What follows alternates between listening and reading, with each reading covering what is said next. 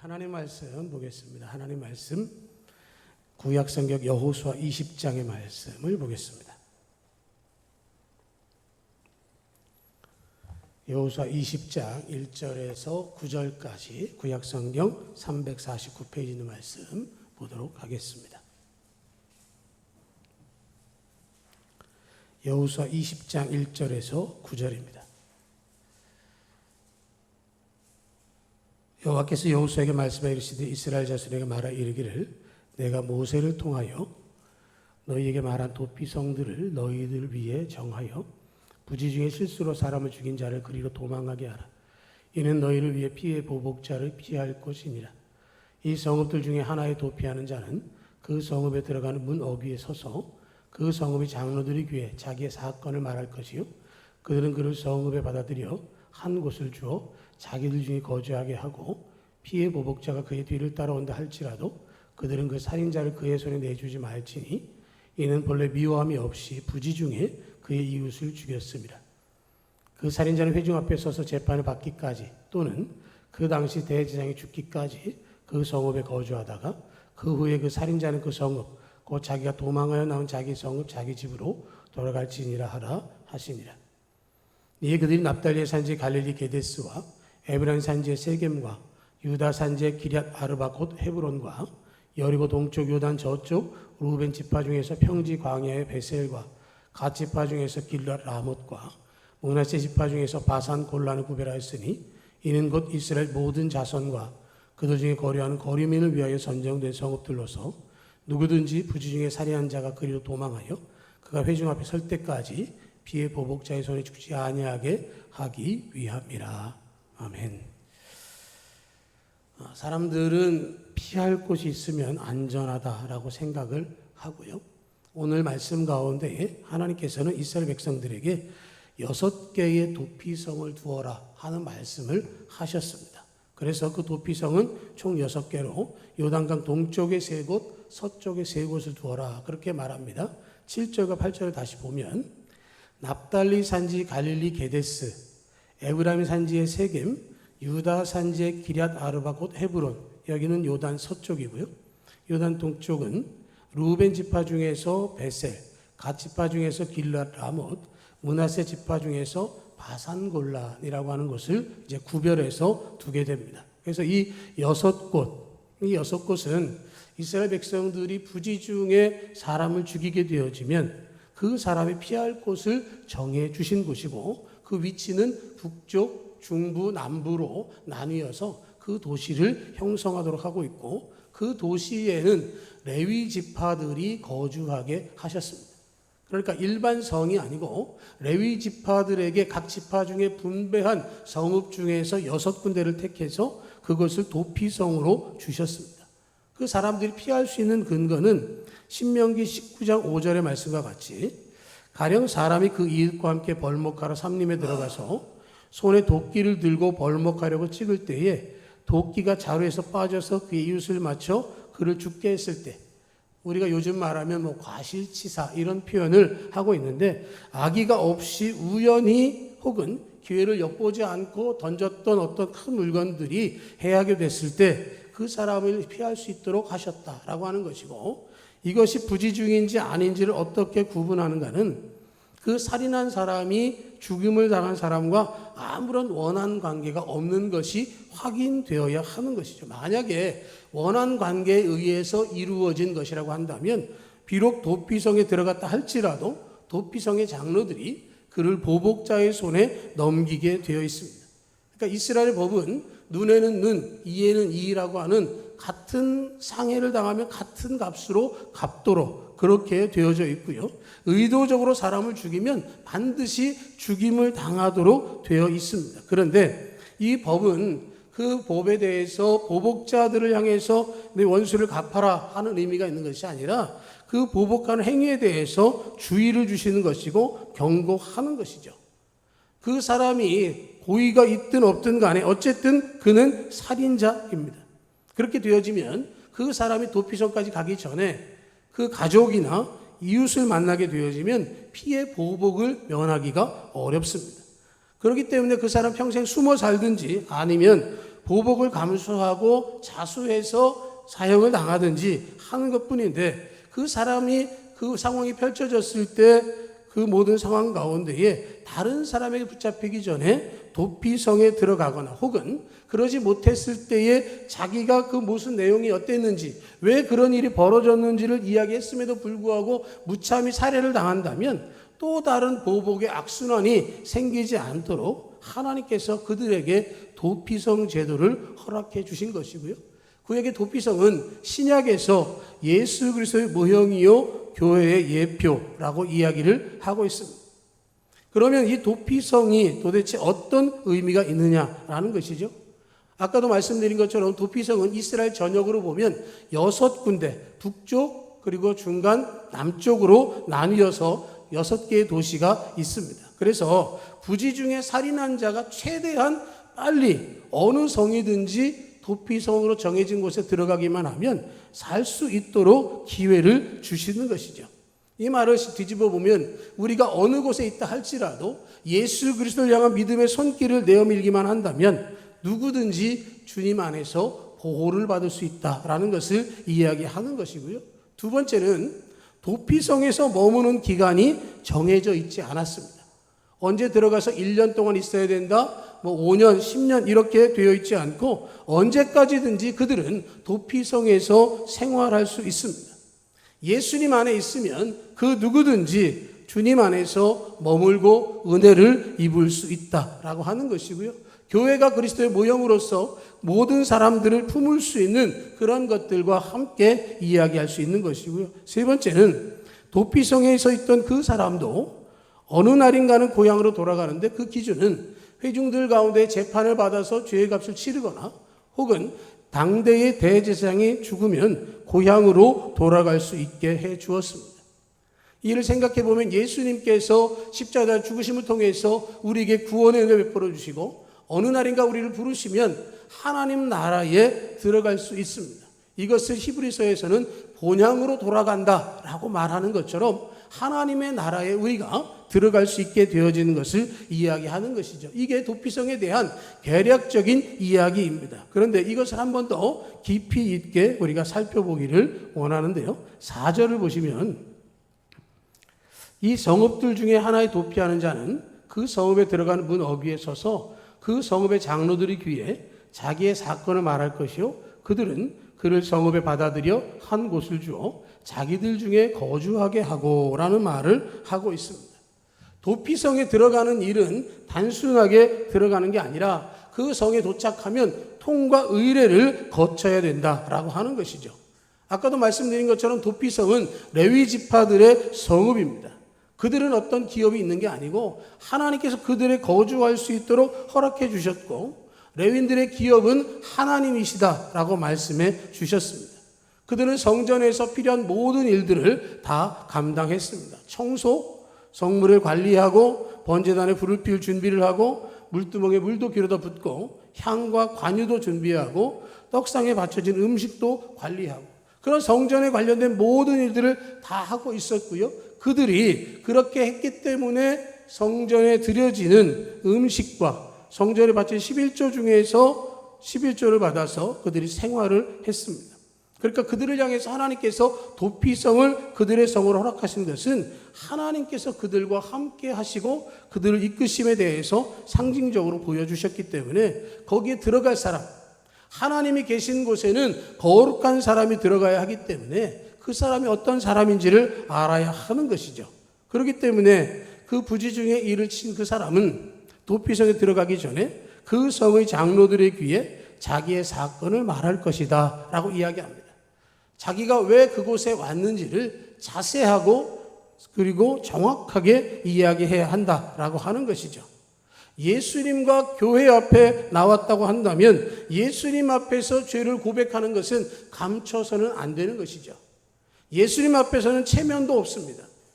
자기 목숨이 위험에 달린 사람이 그 이야기를 할 때 감추거나 속일 만한 여력이 없는 것은 당연한 것이고 그렇기 때문에 그들이 성읍을 찾아와 그곳의 장로들에게 모든 상황들을 있는 그대로 이야기하는 것입니다. 하나님 앞에서 자신의 모든 것들을 고백하게 되어질 때 그 모든 것들이 예수님 안에서 해결되어진다라고 하는 믿음의 고백으로 나아가야 하는 것이고요. 예수 그리스도 믿음을 통해서 죄의 자백과 회개가 있어야 되는 것이고, 이게 바로 거듭나는 것입니다. 이전까지 죄에 매여 살았고 죽음에 매여 있던 사람이 예수 그리스도 믿음을 통해서 구원의 복음을 받아들이는 것입니다. 예수님을 나의 주 나의 하나님으로 고백하는 겁니다. 내가 가진 모든 죄를 예수님께서 십자가에서 씻어주셨음을 믿고 그 믿음으로 나아가는 것이죠. 그렇게 할 때 우리는 거듭나게 되는 것이고 그리스도와 연합되어지는 것입니다. 자신의 모든 잘못과 죄를 고백합니다. 다시는 그러한 삶을 살기를 원치 않기 때문에 그 삶의 모습을 고백하는 것이고요. 우리의 신앙생활의 첫 걸음이 그렇습니다. 교회를 들어오는 것과 예수 그리스도 믿는 것은 차이가 있지만 우리는 일반적으로 교회를 나오면 예수를 믿기로 한 줄로 압니다. 예수를 믿기로 했다는 이야기는 뭡니까? 이전까지 내 생활에서 이제는 달라지겠다라고 하는 것을 이야기하는 것이죠. 예수를 모르는 사람에서 예수님을 아는 사람, 예수를 믿지 않던 사람이 예수님을 믿게 되어진 것이고, 그 일을 통해서 하나님의 구원의 은혜를 경험하게 되어지는 것이고, 도피성에 들어가기 위해서 자신의 모든 것을 고백하는 것처럼 예수님 앞에 우리의 모든 것을 다 고백하게 되어질 때 주님은 우리를 품어 주시고 주님의 품 안에서 머물게 허락해 주시는 것입니다. 여러분, 도피성에 들어간다라고 하는 것은 자신의 의지가 필요합니다. 내가 도피성에 가면 살 수 있다라고 하는 확신을 가져야 하는 것이죠. 중간에 포기하거나 의심해서는 할 수 없는 겁니다. 도피성으로 갈 때 그 걸음이 얼마나 급박하게 뛰어가겠습니까? 내가 도피성에 가기만 하면 살 수 있는데 너무 머니까 못 가겠어 라고 포기한다면 그는 삶을 포기하는 것이고요. 또 도피성 문 앞에 가서 이야기할 때 안 들어주고 나를 내치면 어떡할까 라고 하는 의심이 있다면 그는 생명을 보존할 수 없는 것이죠. 어찌 보면 예수님을 바라보는 사람들의 시선 가운데 이런 것들이 있는 것입니다. 예수를 무시하고 부정합니다. 내가 구원받아야 되는데도 불구하고 교회에 가서 신앙생활 하는 것을 거절합니다. 믿음 생활하는 것을 거절하고 신앙생활에 대해서 의심하고 부정합니다. 교회 가면 밥을 주냐 떡을 주냐. 교회 나가는 사람들은 제정신 아니다. 일요일에 좀 더 자면 되는데 왜 쉬지 않고 예배실에 가서 예배당에 가서 예배하고 있는지 참 안타깝다. 이런 얘기들을 하는 사람들도 있다라고 하는 것이죠. 예수님은 살아 계십니다. 예수님은 우리의 주님이십니다. 우리를 구원하십니다. 그런데 그 예수님을 부정하고 모욕하고 거부하는 사람들, 예수님이라고 하는 도피성에 들어갈 수 없는 것이죠. 교회를 공격하고 교회에서 하는 일이나 우리 성도들을 비방하는 사람들은 그 구원의 방법을 알지도 못할 뿐만 아니라 구원의 기회를 걷어차고 있는 사람들입니다. 우리는 도피성 되시는 예수님 안에 살고 있습니다. 우리는 교회 안에서 함께 예배하며 교제합니다. 거짓없는 믿음으로 사랑과 선행으로 함께 연합되어지는 우리가 되기를 축복합니다. 우리가 도피성 안에 들어갔습니다.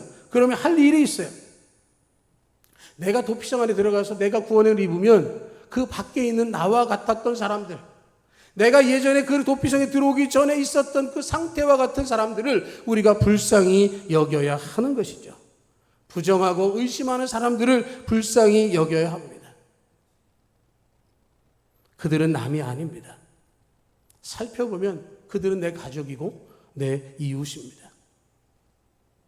어떤 사람들은 도피성 멀리 왔을지 모르지만 어떤 사람은 도피성 주변에서 서성거리고 있을 수도 있습니다.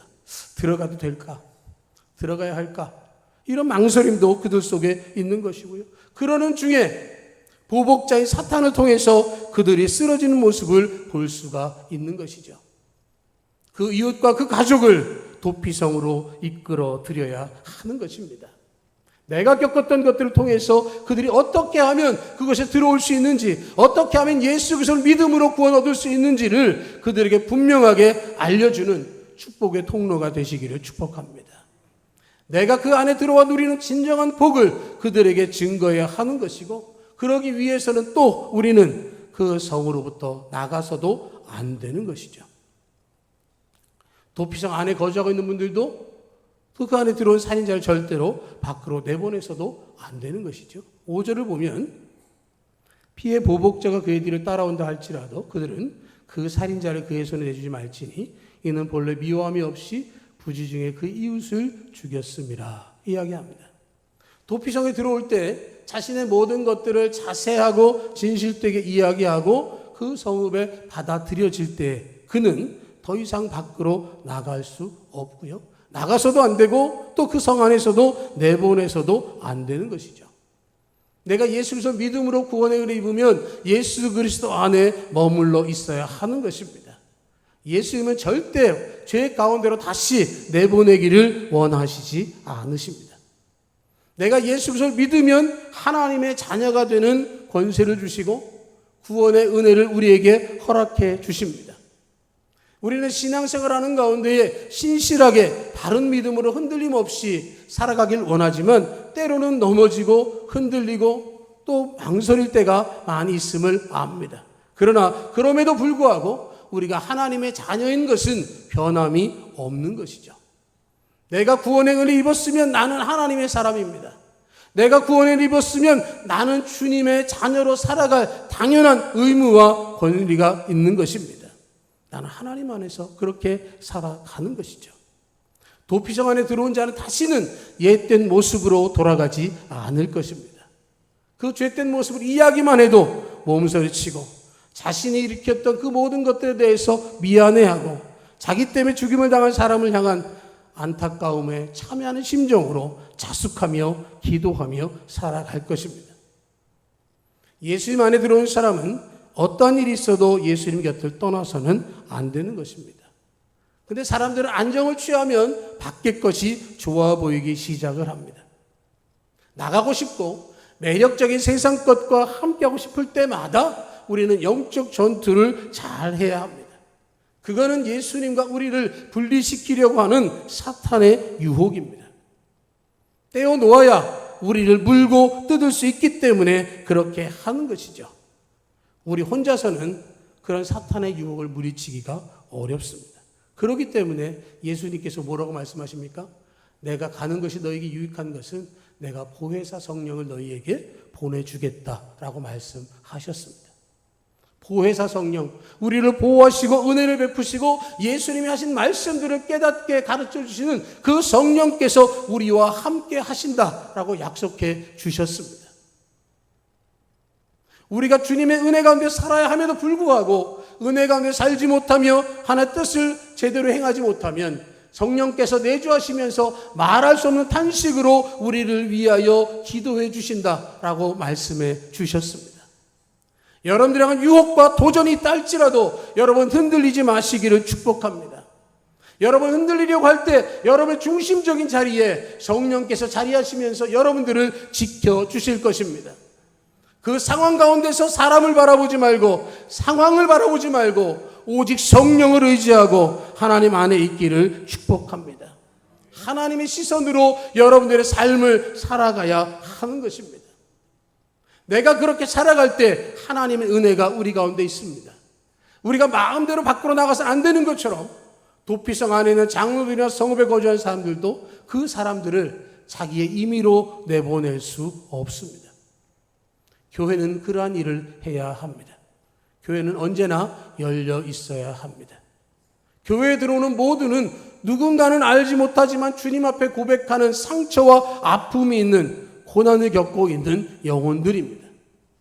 교회에 들어오면 부끄러운 과거에 대해서 묻지 않습니다. 이전 것을 지나갔으니 새 것이 되었습니다.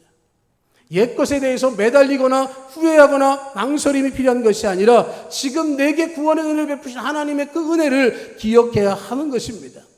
내가 이제는 새로운 사람이 됐으니 옛사람은 벗어버렸다. 새 사람으로 살자라고 하는 것이요. 그것을 통해서 미래의 소망을 가지고 주님의 인도하심을 따라 살아가는 것이 우리가 살아야 할 길입니다. 다른 사람을 향해서 비난하거나 판단하는 것이 아니라 우리는 모두 그리스도 안에 귀한 영혼이요 온 천하보다 귀한 존재이기 때문에 서로를 섬기고 사랑으로 교제하는 것입니다. 이 살인자가 도피성에 들어왔는데 눈치 주고 함부로 대하다가 쫓아내버리면 그 사람은 보복을 면할 길이 없습니다. 도피성에 피하러 왔는데 인격적으로 무시당하고 실제로 죽임을 당하는 그 치욕을 겪게 한다면 그것은 온당한 일이 아닌 것이고 정말로 주님의 은혜 가운데 함께 주의 사랑을 나눠야 하는 것이고요.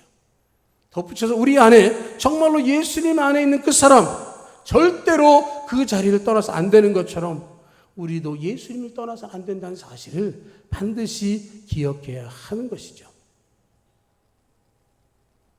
사도 바울이 로마서를 쓰면서 죄가 더한 곳에 은혜가 더하다는 말씀을 했습니다. 그러면서 그 뒤에 뭐라고 얘기를 하냐면 죄가 더한 곳에 은혜가 많으니 죄를 더 많이 짓자, 그렇게 이야기하겠느냐라고 하는 것이죠. 예수님 안에서 내가 구원을 입었으면 예수님과 함께 해야 하는 것이죠. 예수님의 손길을 붙들고 살아야 하는 것입니다. 그런데 예수님이 나를 사랑하신 것이 너무 좋아서 날 버리진 않을 거야 라는 생각을 하고 내 마음대로 행동하고 살게 되어지면 성령 하나님을 근심하게 하는 것입니다. 내가 도피성에 온 것은 내가 머무를 수 있는 최적의 장소에 온 것입니다. 내가 예수님 품으로 피면서 세상에 줄 수 없는 안식과 평안을 얻게 되어지는 것입니다.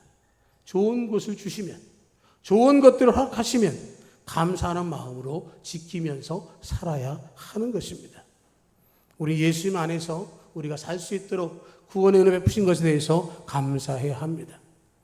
내가 여길 떠나면 죽는다, 나는 절대로 떠나지 않겠다라고 하는 다짐이 우리 가운데 있을 때 성령께서 우리를 책임져 주실 것입니다.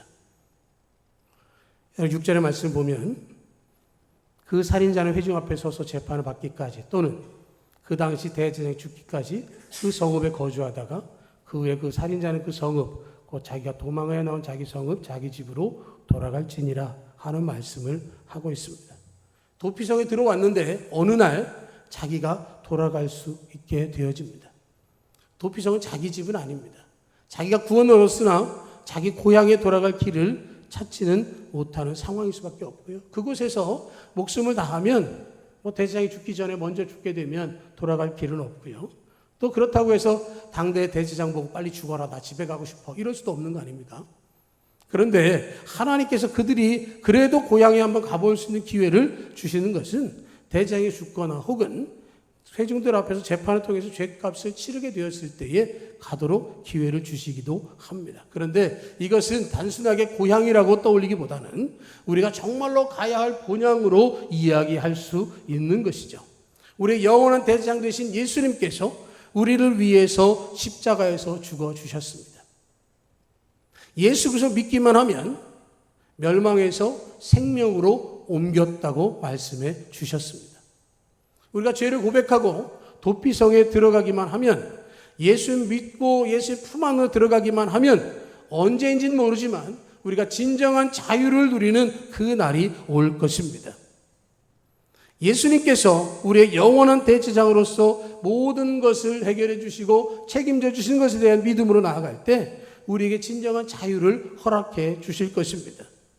도피성에서 죽든지 고향에 돌아가서 죽든지가 중요한 것이 아니라 정말로 중요한 것은 예수 그리스도의 구원의 은혜의 자리에서 견고히 서게 되면 주님이 오실 때 우리는 부활의 영광을 맞이하게 될 것입니다.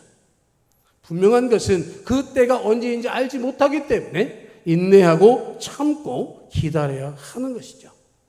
환난과 근심과 유혹을 물리치면 예수님께서 부활의 천녀벽이 되신 그분께서 우리로 하여금 부활하게 하시고 다시 살려서 영원한 하나님 나라에 들어가게 해 주실 것입니다. 이미 생명은 약속해 주셨습니다. 그 믿음으로 안식과 평안을 누리면서 살아갑니다. 이게 바로 은혜고 예수님의 사랑입니다. 도피성에 들어갔는데 너 죄가 뭐냐? 너 성격이 왜 그러냐? 너 왜 그렇게 살다가 이렇게 됐냐? 이런 얘기를 계속 반복해서 한다면 그것은 정말로 속상할 잔소리일 뿐이고 아픔으로 다가올 뿐일 것입니다. 그런데 예수님은 말씀하시기를 모든 죄를 자백하기만 하면, 다시는 너희가 범죄하지 않으면 그것을 통해서 너를 용서하고 내가 너와 함께 하겠다라고 말씀을 하고 있는 것이죠. 예수 말씀합니다. 내 곁을 떠나지 말아라. 교회를 떠나지 말고 내 안에서 평안히 지내라. 그러면 내가 언제까지든지 너와 함께 하다가 너를 내 아버지의 집으로 인도할 것이다 라고 말씀을 하는 것이죠. 예수는 여러분들 향해서 이 말씀을 하십니다. 우리의 진정한 피할 곳, 진정한 도피성은 예수 그리스도십니다. 이 세상의 어떤 것도 우리를 위로하거나 평안을 가져다 주지 못합니다. 죄로 인한 자책, 불안을 누가 해소하겠습니까? 우리 주님 외에는 피할 곳이 없습니다. 우리가 오늘 말씀을 생각하면서 정말 내 죄를 인정하고 자백하고 주님 품 안으로 피해서 죄인된 나에게 그 문을 열어주시고 품어주신 것을 기억하면서 떠나지 않고 주와 동행하겠다라고 하는 믿음의 고백으로 주님 부르신 그날까지 믿음의 길을 견고히 서는 모두가 되기를 주의 이름으로 축복합니다. 아멘.